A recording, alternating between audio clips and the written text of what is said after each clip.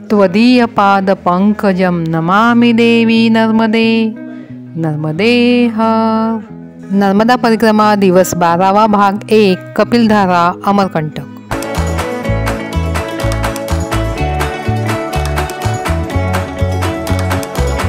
नमस्कार मित्रांनो, मी रंजनास कॅम्पेन व्लॉगमध्ये तुमच्या सर्वांचं स्वागत करते।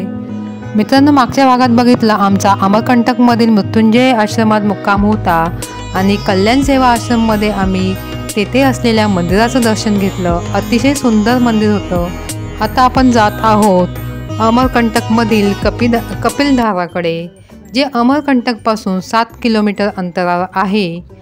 जंगलमधून आपल्याला जावं लागतं। जंगलातून हा रस्ता आहे। दोन्ही बाजूला उंचच्या उंच झाडं आणि मध्ये हा मातीचा रस्ता। जंगलातून जाताना अतिशय छान वाटतं, पण मनात असा विचार येतो, पायी परिक्रमावासी कसे ह्या जंगलातून जात असतील? त्यांना काही भीती वाटत नाही ना? कारण इथे कधीच कोणाची साथ नसते। जंगल असल्यामुळे आपल्याला आजूबाजूला काहीच दिसत नाही। एकट्यानेच प्रवास करावा लागतो। ह्या जंगलामध्ये ज्या झाडं आहेत, वनस्पती आहेत, त्यापैकी 80% वनस्पती औषधी वनस्पती आहेत। आपण आता कपिलधारा जवळ पोहोचलो। कपिलधाराच्या इथे पार्किंगमध्ये गाडी उभी केली। आता इथून चालत कपिलधारा बघायला जातोय। यहाँ से जाना है ना? हाँ, इधर से जाना है ना? कपिलधारा MP टुरिझम येथे पुष्कळ लोक ट्रॅकिंगसाठी सुद्धा येतात। परिक्रमावासियांनी हा जो दांडा आहे तो क्रॉस करायचा नाही। हा दांडा क्रॉस केल्यावर नर्मदा मैया क्रॉस होते। इथं पार्किंगमध्येच गाडी लावून जंगल रस्त्याने कपिलधारा आणि दुग्धधारा हे 2 स्थान बघण्यासाठी जावे। मैया क्रॉस होणार नाही याची काळजी घ्यावी। भाऊ, गाडी लॉक केली का? बरोबर राजू, गाडी बघितली ना?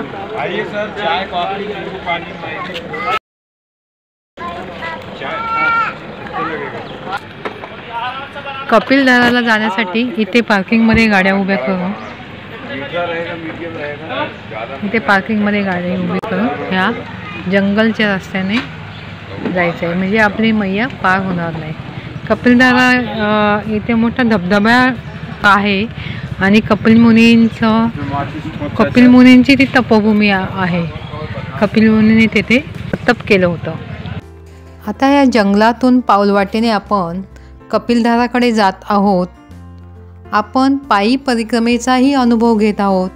मैया आपल्याकडून पायी परिक्रमा करून घेत आहे। पायी परिक्रमा काय असते हे याच्यावरून आपल्याला कळेल की जे भाविक, जे परिक्रमावासी पायी परिक्रमा करतात त्यांना कसा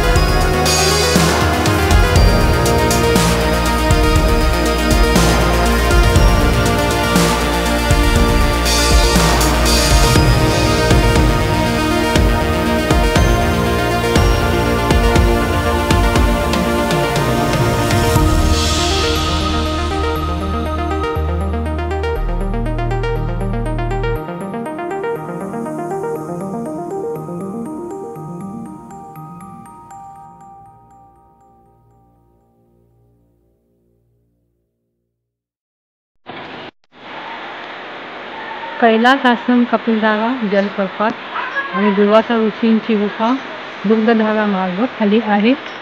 हा कपिलधारा मार्ग आहे, आम्ही जात होती. वरून आपल्याला कपिलधाराचा धबधबा असा दिसला. तो धबधबा असा इतक्या जोरात खाली येत होता आणि बाजूलाच ही शिवलिंग बनवलेले आहे धूळने. कैलास धाम असा महादेव. पाण्याचा खळखळ आवाज आपल्याला ऐकायला येतोय. मैया इतक्या उंचावरून वाहते, तिचा आवाज कितीही लांब असेल तरी आपल्याला ऐकायला येतो.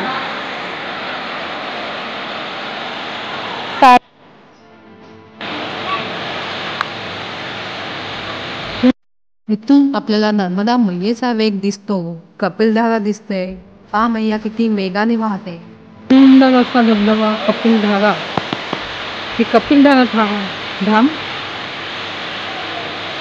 इतक्या जोरामध्ये नर्मदा मैया आपली खाली वाहते. मागे आपण बघितलं ते संत गतीने वाहते. एकदम बारीक तिची धार झाली. जिथे उगम असतो तिथे नेहमी प्रवाह संत असतो.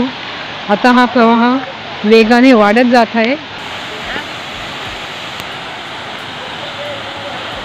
नर्मदे हा नर्मदा मैया की जय.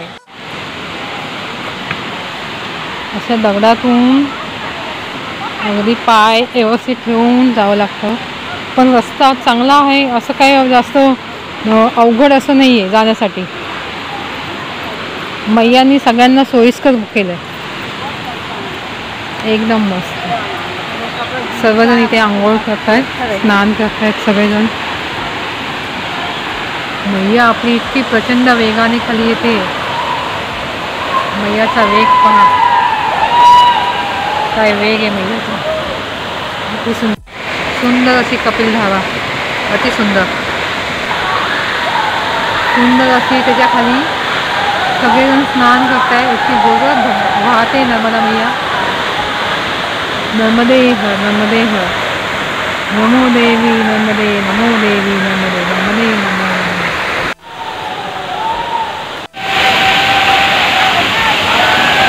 राजेंद्रजी इथे स्नानासाठी बसले. पहा मैयाचं रूप. हेही मैयाचं रूप आपल्याला बघायला दिसतं. सुंदर अशी नर्मदा मैया खाली वेगाने येते. एकदम सुंदर मैयाचं सुंदर स्वरूप.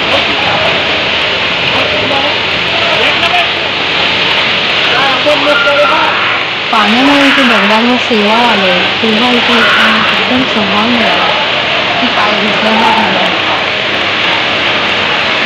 नर्मदे हा. अशी ही कपिल मुनींची तपोभूमी. तसेच खूप साधू संत येथे तप करून गेले. कणाकणात साधू संतांचं येथील सहवास आपल्याला जाणवतो. हे साधू संत कसे येथे राहिले असतील. आताही इथे ज्या गुहा आहेत यामध्ये खूप साधू संत तप करत आहेत. अशी ही कपिलधारा तपोभूमी. मित्रांनो, तुम्ही आतापर्यंत मला सबस्क्राईब केले नसेल तर अवश्य सबस्क्राईब, लाईक, शेअर करा आणि बेल आयकॉन दाबा, म्हणजे तुम्हाला माझ्या पुढच्या व्हिडिओचे नोटिफिकेशन मिळेल. शेअर यासाठी करा जे आपले प्रियजन नर्मदा परिक्रमा करू शकत नाही, त्यांची या व्हिडिओमार्फत नर्मदा परिक्रमा होईल. नर्मदा मैयेचं दर्शन होईल. नर्मदा मैयेचा आशीर्वाद मिळेल. अवश्य पहा माझी नर्मदा परिक्रमा, माझा प्रवास, माझे अनुभव जे मी तुम्हाला सांगत आहे. पुढील भागात बघूया दुधधारा, दुर्वास ऋषींची तपभूमी. अवश्य पहा. नमामि देवी नर्मदे, नर्मदे हर.